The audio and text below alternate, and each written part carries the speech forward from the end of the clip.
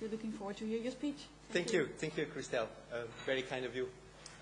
Hello, everybody. It's a pleasure to be here. Big thank to Christelle. Big thank to Jan for the invitation. I'm glad to take part of this discussion today. My presentation builds upon Andreas and certainly Claudio's overall presentation, tries to provide a perspective which is a bit more specific about the overall approach to impact assessment, and in an ancillary manner will provide a perspective on private law, but depending on how we define private law. I will mainly refer to consumer protection cases where perhaps the role of private law is peculiar, at least in the examples that I identify with you. So my claim is very simple, is very intuitive, and it consists in suggesting that if we start looking at behavioral research, at taking into account such a perspective into what we call smart regulation agenda in the European Union, this might render the smart regulation perhaps slightly smarter. Why so? Because if regulation is mainly about regulating behavior, shaping behavior, having an impact on the way in which people make decisions, well, behavioral research is really about understanding how people behave. So it is somehow intuitive to see that there is a potential of having these two bodies of knowledge talking one to another. This is not, contrary to conventional wisdom, a new idea. It is quite an old idea. If you go back to the Journal of Political Economy, 1918, you can read an economist, John Morris Clark, saying that if the policymaker does not study psychology, he will not thereby avoid psychology. Rather, he will force himself to make his own, and it will be bad psychology. The message, I think, is pretty clear. Behavioral research did not exist at the time. It was about psychology. And I think there are several instances of bad psychology in policymaking, meaning situations in which we consider totally or absolutely normatively equivalent to go for one policy option vis-à-vis another, but in reality the choice we make has a huge impact on compliance or on the efficiency of the regulation. Despite this fact, we can say that there have been historically very few efforts at trying to understand behavior in the policy circles. And this despite the fact that we are aware that somehow we don't necessarily predict and second-guess the behavior of people. I know, until now it is very abstract what I'm saying to you. We're going to come to a few examples. But the point is that the whole situation I'm describing to you might be somehow problematic because the success of regulation is directly linked on how people will perceive the norm. Behavioral research is certainly less well known than smart regulation, especially after the previous presentation. So it might be worth defining what is behavioral research, which is very often, especially by the media, described as behavioral economics, in short, but behavioral research is much broader. It draws on findings from anthropology, sociology, and, of course, psychology. What we learn from behavioral research today is mainly that people are extremely sensitive to context.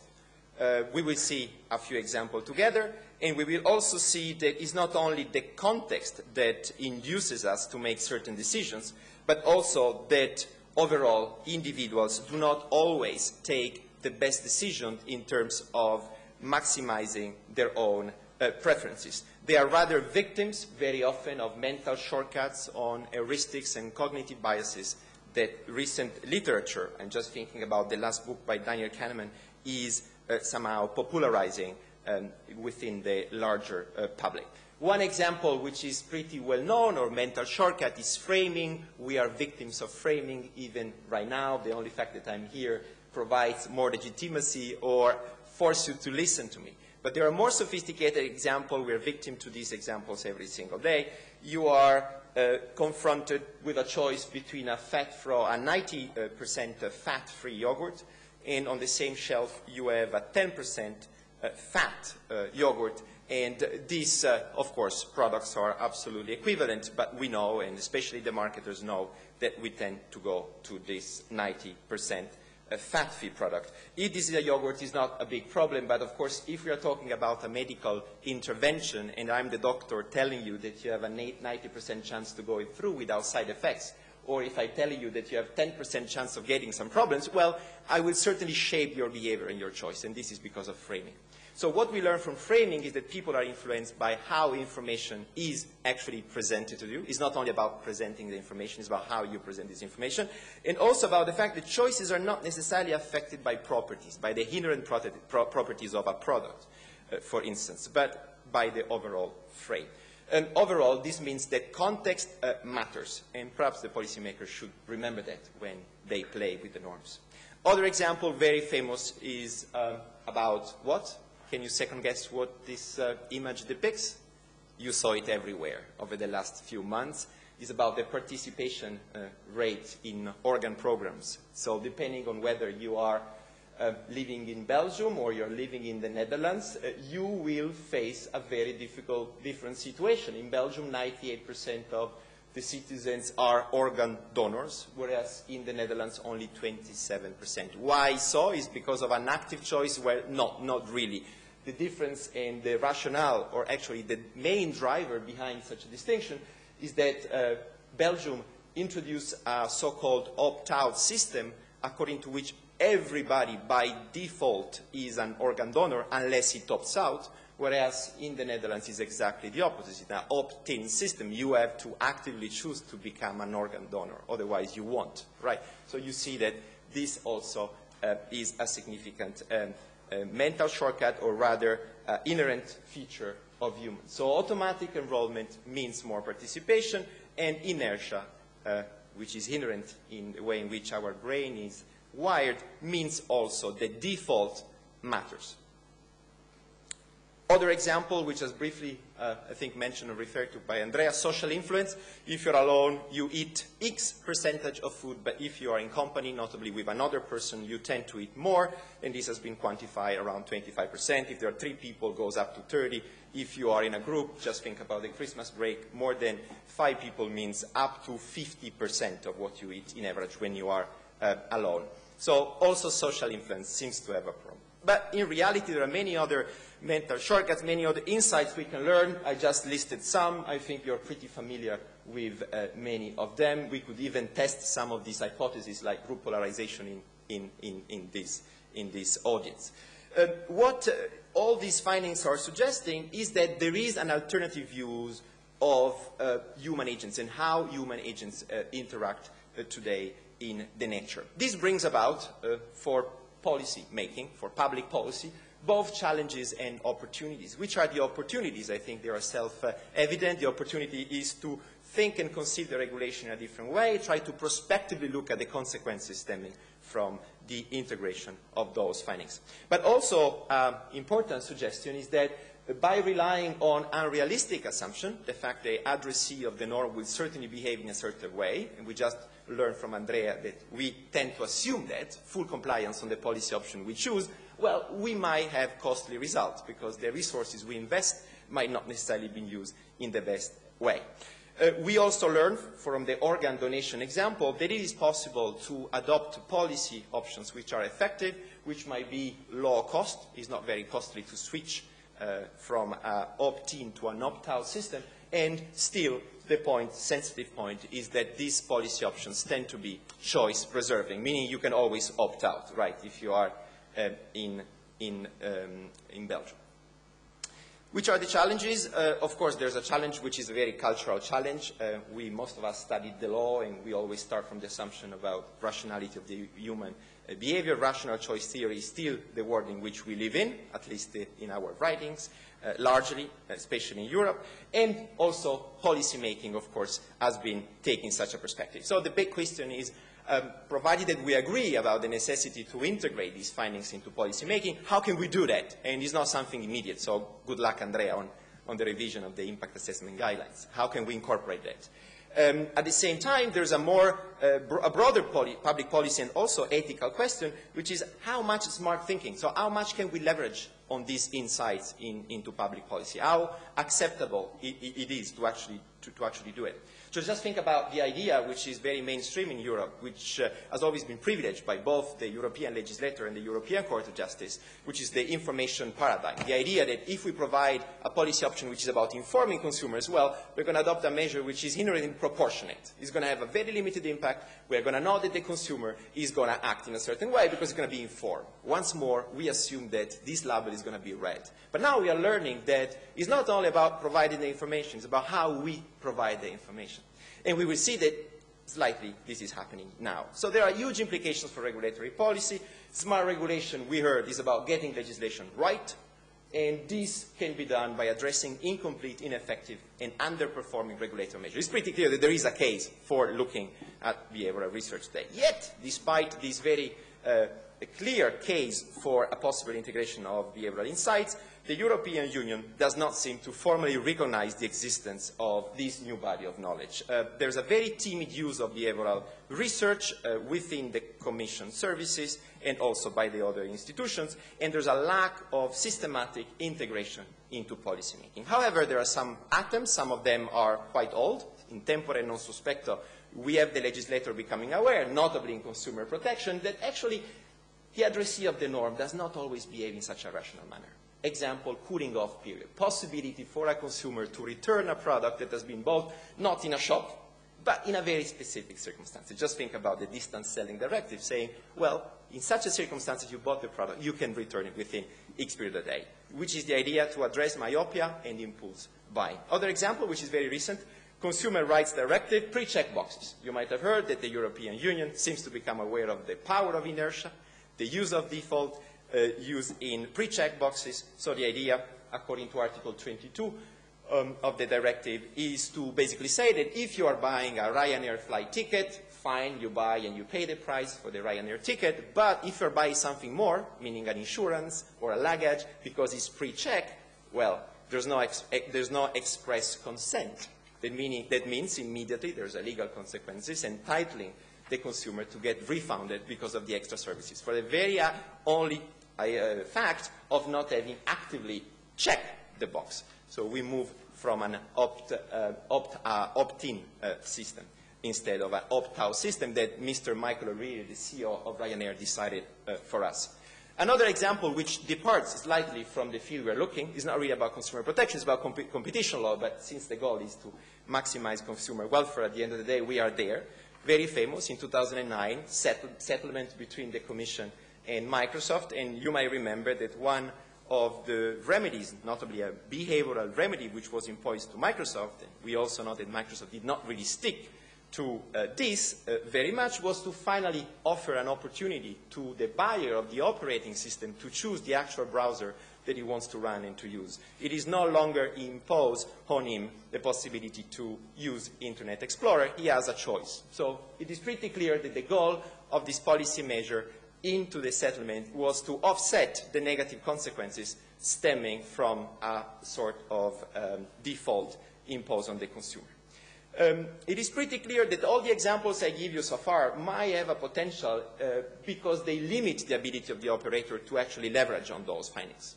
So we are de-biasing through law. We are trying to offset these consequences. But it's also possible, and I have a few examples, to use positively those insights. So it's not going to be the market using this, but there's going to be the policymakers. And not necessarily to offset the instrumental use of these instruments by the private economic operators, but proactively by the policy makers as well.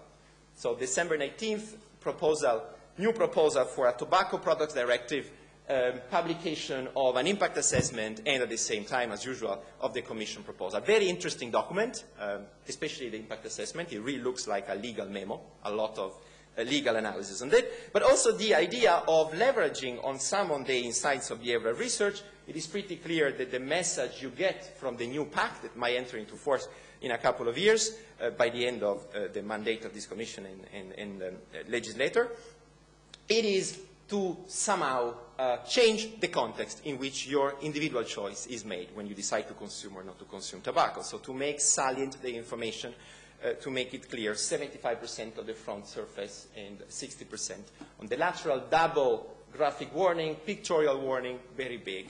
And we know that the Commission had better tick the boxes on the legal competence and proportionality of those measures. Another example, which is quite well known, comes directly from the Consumer Information Regulation, where there's been a debate in Europe on whether to introduce information about nutrients in such a way, meaning providing simply the daily intake amount, which is the percentage of sugar you're going to absorb against the benchmark you are supposed to take in such a day in a neutral way, one color, or the so-called traffic light. And as you might know, the choice was to go for the neutral. So we provide the information in the same field of vision, very important, and in a tabular form. So we constrain the ability of the private operators to provide the information, but we don't leverage on the colors, which of course would have been behavioral more sound, because certainly this is more effective according to the science available in the Commission. So the Commission also hesitated, and finally the Parliament split over the issue.